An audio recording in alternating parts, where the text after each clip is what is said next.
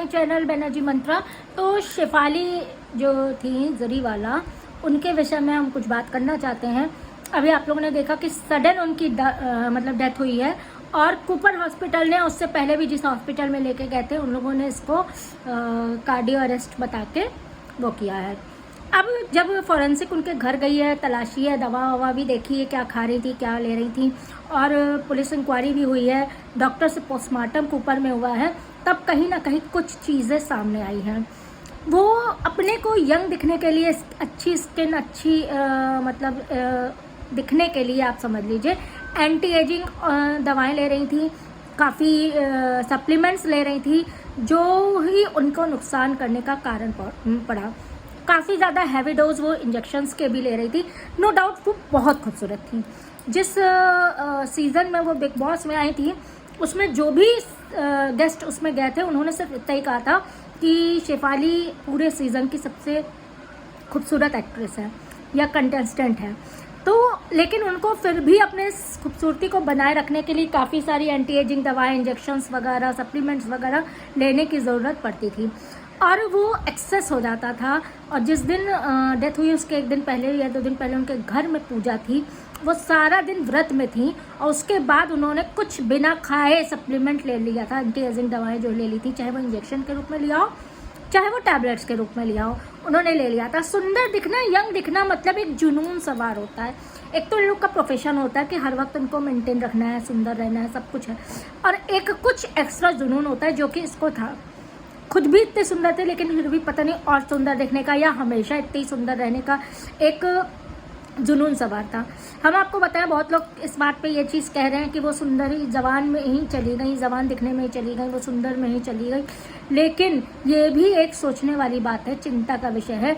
बहुत ज़्यादा anti ageing दवाएं जो है ऊपर से आप लगा ले रहे हैं, थोड़ा बहुत कोलेजन ले रहे हैं, वहाँ तक तो ठीक है। इसके अलावा सप्लीमेंट्स ज़्यादा, इंजेक्शन उल्टा थी उनके भी बहुत लग रहे हैं, जो कि ड्रिप्स चल रही हैं, पता नहीं क्या क्या हो रहा है। अब मैं हर चीज़ को ख़राब नहीं कह सकती हूँ, बिल्कुल नहीं कहूँगी, लेकिन हाँ, एक्सेस हर चीज़ की बुरी होती है। ये तो डॉक्टर के सुपरविजन में ले रही थी तब ये हाल हुआ। अच्छा, अब पोस्टमार्टम में नई बात आई है कि शायद उनका बीपी कोलैप्स हो गया था, बीपी लो हो गया था, क्योंकि वो सारा दिन फास्ट में थी, उसमें उनका बीपी लो हो गया था। आप फास्ट में रहिए सारा दिन, और उसके बाद जो है अचानक से आप खाना खा लीजिए। कई बार ऐसा होता है, हम लोग सारा दिन फास्ट में रहते हैं और अचानक से शाम को खाना खा लेते हैं, ज़्यादा से इतनी तेज भूख होती है कि ज़्यादा खा लेते हैं। ये भी हम लोग के लिए नुकसान है, क्योंकि भगवान ये कभी नहीं कहता कि आप सारा दिन निर्जला रह के या कुछ बिना खाए पिए, बिना फलाहार किए आप व्रत उनके लिए रहे। अब ये भी उनके लिए व्रत रही है तो क्या मिला। तो भगवान, आप हाइड्रेशन जो है लेवल अपना मेंटेन रखिए। हाइड्रेटेड जूस है, फल फ्रूट है जो आप खा सकते हैं, ये सब चीज़ थोड़ा थोड़ा सारा दिन में आप लोग को लेना चाहिए। अब देखिए, बहुत लोग तो ये कहते हैं कि खाते रहो तो व्रत कैसा, कहा जाता है ना, लेकिन अब बिना खाए मरने से अच्छा है कि थोड़ा बहुत फल फ्रूट या आहार इस तरह का लिया जाए जिससे व्रत भी ना टूटे और एनर्जी है, और हम शाम को पूजा पाठ करके अपना व्रत भी तोड़ सके। यही सब चीज़ें ध्यान में रखते हुए लोगों को ज़िंदगी जीनी पड़ेगी, क्योंकि अब समय ऐसा आ गया है कि थोड़ी बहुत चीज़ें भी जानलेवा बनी जा रही हैं। जो पहले बहुत बड़ी बीमारी में मरते थे, बहुत एक्सीडेंट में गंभीर मरते थे, अब थोड़ी बहुत चीज़ों में खड़े खड़े, अभी कुछ दिन पहले एक वकील कोर्ट में खड़े खड़े ऐसे फ़ोन देख रहा, ऐसे ऐसे लुढ़का और तुरंत ख़त्म हो गया। अभी कहीं एक्सीडेंट, जरा सा कुछ छू के चला गया, वहीं मौके पर मौत हो गई।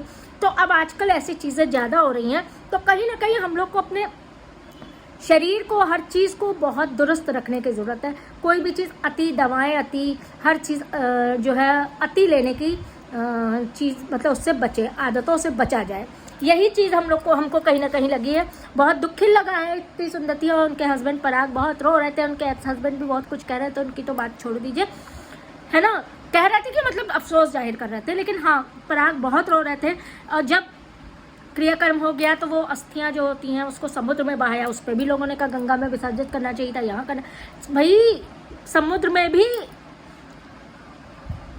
गंगा जाके मिलती हैं, गंगा सागर आप लोग जानते हैं, तो समुद्र में भी गंगा का अंश होता है। बहुत लोग समुद्र में करते हैं, हमने बहुत लोगों का देखा, और सेलिब्रिटीज़ का जो बॉम्बे में है या जहाँ है तो वो वहीं जाते हैं अपने आसपास। हर कोई हरिद्वार नहीं जाता, हर कोई गया नहीं जाता, हर कोई प्रयागराज नहीं जा पाता है। अपने शहर में जो नदी होती है, बहती नदी, उसमें करते हैं, और अगर जहाँ समुद्र है, बहता समुद्र है, तो वहाँ पर वो लोग करते हैं।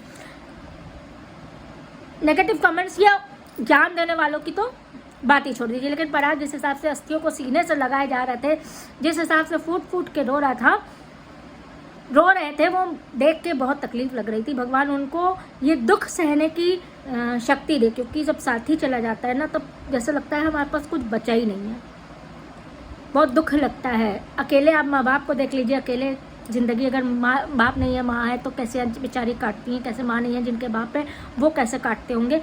तो ये चीज़ें होती हैं, तो काफ़ी तकलीफ़ लगी। लेकिन सीखने को ये चीज़ मिली है कि बहुत ज़्यादा एंटी एजिंग दवाएं खाना, सप्लीमेंट्स लेना, ड्रिप्स और इंजेक्शन लेना, ये हमारे स्वास्थ्य के लिए या हमारे जीवन जीने के लिए, सर्वाइव करने के लिए सही नहीं है।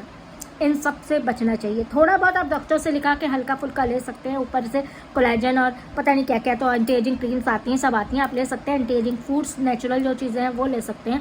लेकिन बहुत अति, जैसे सुबह दोपहर शाम आप सप्लीमेंट्स ले रहे हैं, ड्रिप और इंजेक्शंस ले रहे हैं, इन सब चीज़ों से बचे रहना पड़ता है।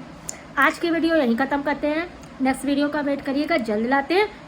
वीडियो लाइक कर दीजिएगा, चैनल सब्सक्राइब कर दीजिएगा अगर अभी तक नहीं किया तो, कमेंट ज़रूर करिएगा।